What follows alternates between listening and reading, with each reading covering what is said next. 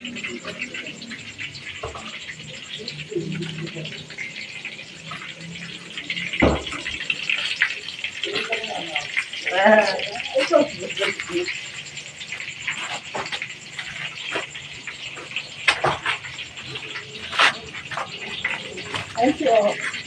Francis.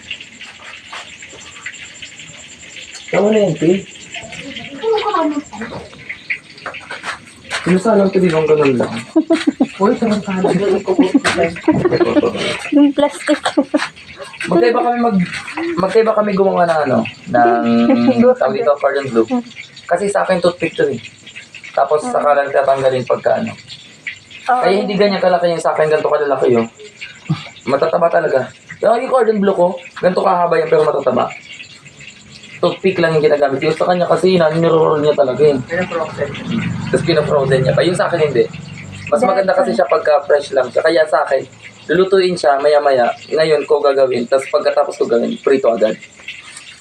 Ganun ako naman ng cordon bleu. Hindi ka pwede.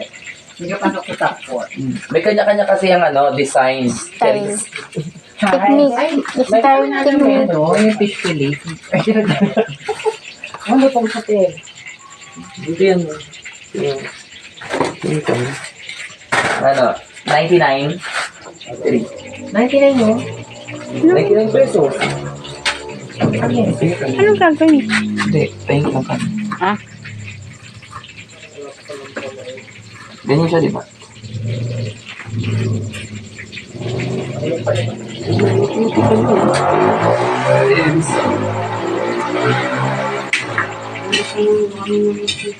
Kung puno to, mabilis ang maluto to.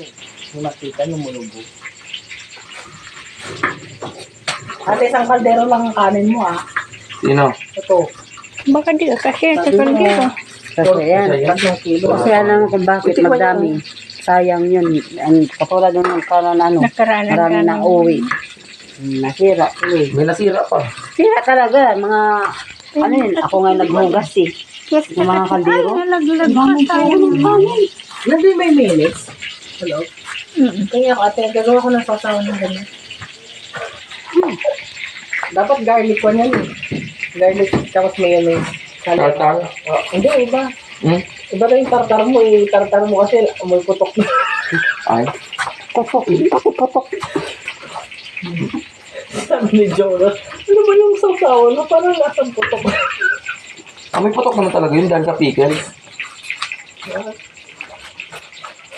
Gawa tayo ng iba. Try mo. Wait lang, magawa ko. Go. For the lemon naman tayo. Naliwan ka na. Lemon sa mayonnaise. Saka bawang.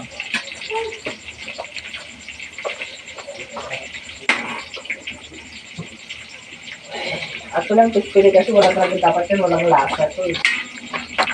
Pilit lang.